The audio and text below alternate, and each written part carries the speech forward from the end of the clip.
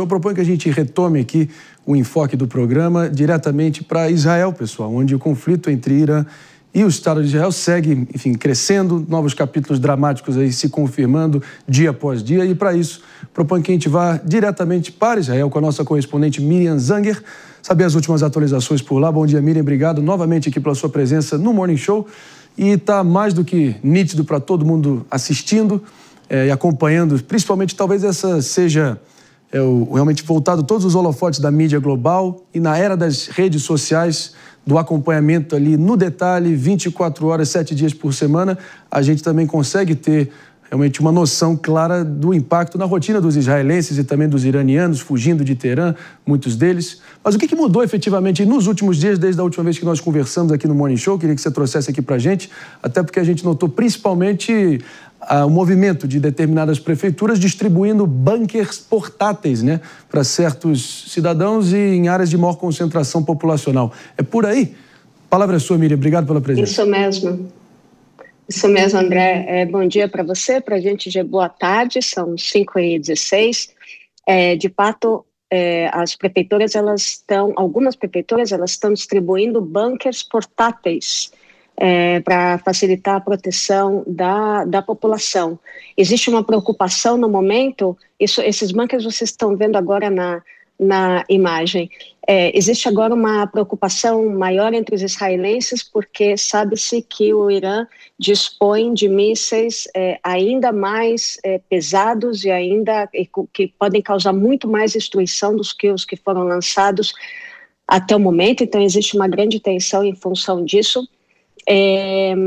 A gente continua em estado de emergência, ou seja, transporte público funcionando 20% mais ou menos da sua capacidade, universidades, escolas fechadas, só serviços essenciais abertos, o aeroporto ainda fechado. O governo autorizou voos que permitem a saída de alguns poucos voos com apenas 50 passageiros por voo. Os voos de resgate de entrada, de volta para Israel, estão novamente suspensos.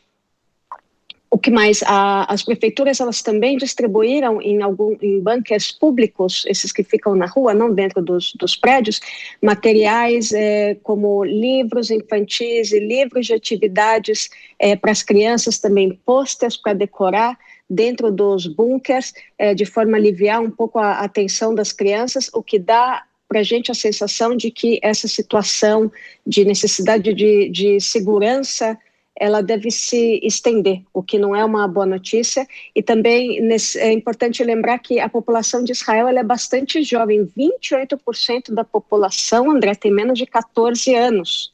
As famílias aqui, elas têm, na média, entre 3 e 4 filhos, é uma população bastante jovem. Então, essa também é uma preocupação das prefeituras, no sentido de aliviar a tensão das crianças nesse momento.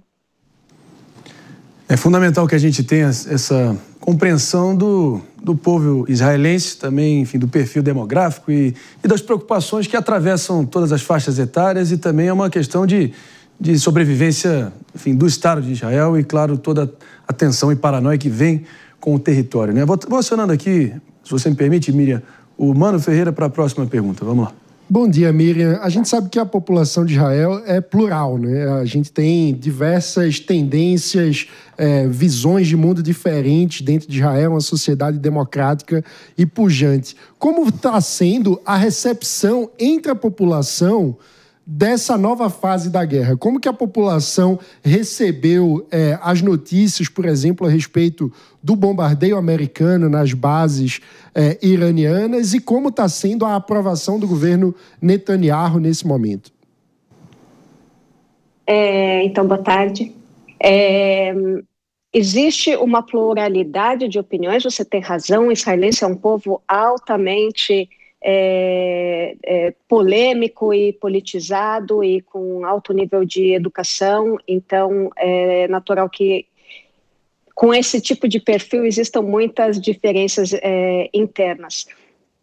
O povo está muito unido, confiando nas decisões do governo. É uma das primeiras vezes que eu, pelo menos, assisto nesses últimos 10, 15 anos, uma união entre governo e oposição. Estão muito dos líderes da oposição, que foram muito contrários em muitos aspectos à guerra em Gaza, por exemplo, ou como foi conduzida a guerra com o Líbano. No caso do Irã, existe uma coesão quase que absoluta de opiniões. Com relação à emoção da população, se por um lado existe muita tensão, porque o nível de destruição causado por esses mísseis é uma coisa nova aqui para Israel, são mísseis muito mais potentes do que a gente viu sendo usados nesses quase últimos 2 anos pelo Hezbollah e pelo Hamas. Então existe muita tensão e medo, né? Mas por outro lado, o israelense entende que essa é uma guerra necessária. Na verdade, ele é o ápice dessa guerra que começou no dia 7 de outubro de 2023, porque a gente tem que lembrar que o Irã, na verdade, ele não é uma nova guerra de Israel. O Irã é o patrocinador e o mentor e a cabeça do povo, como se diz em Israel, desses tentáculos que são o Hamas, o Hezbollah e os Houthis. Então, é visto como uma guerra necessária, mas, obviamente, existe muita tensão no ar. Não poderia ser diferente, mais do que compreensível. A gente vai seguir explorando um pouco dessa dimensão psicológica, né, da população israelense. Podemos seguir adiante, então, minha diretora Helena, como é que é? Agradeço, então, a Miriam Zanger aqui pela presença, sempre agregando em muito, e nosso desejo mais sincero para que vocês possam se proteger, essa página possa ser virada o quanto antes, mesmo ciente que talvez a realidade dos fatos, ela se impõe e, claro, vão continuar por um tempinho. A gente espera que o menor possível, mas o fato é que está posto essa situação toda. Obrigado pela presença. É isso aí, meus amigos e minhas amigas. A gente segue adiante aqui com o nosso Morning Show, 11h21.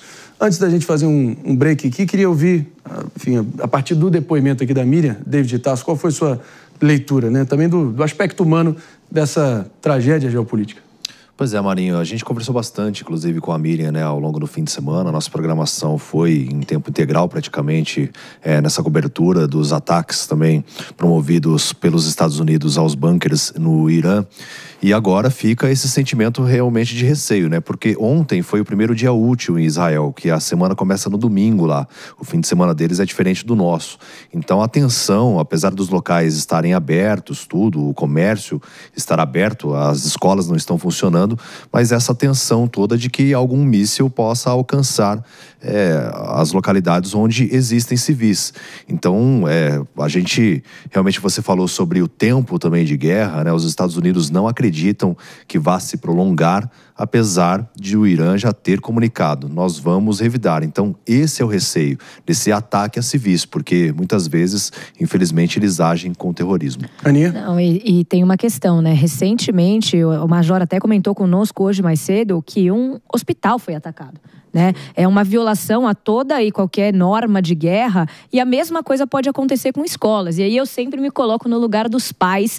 Imagina a preocupação deles de tentar explicar para essas crianças que, mais uma vez, elas não podem ir para a escola, que, mais uma vez, elas não podem estudar, porque tem alguém que quer o mal delas e que pode querer matá-las a qualquer momento e de qualquer forma.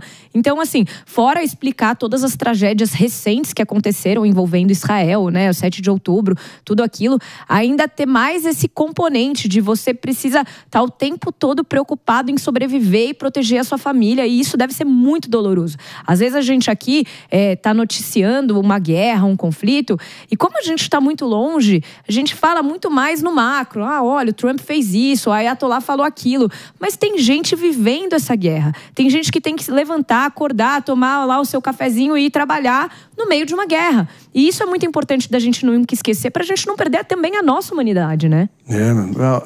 A única chance certa de realmente repetirmos os erros, enfim, do passado é esquecê-lo por completo. Então tem que tomar sempre como balizador e como referência, até para saber projetar o futuro.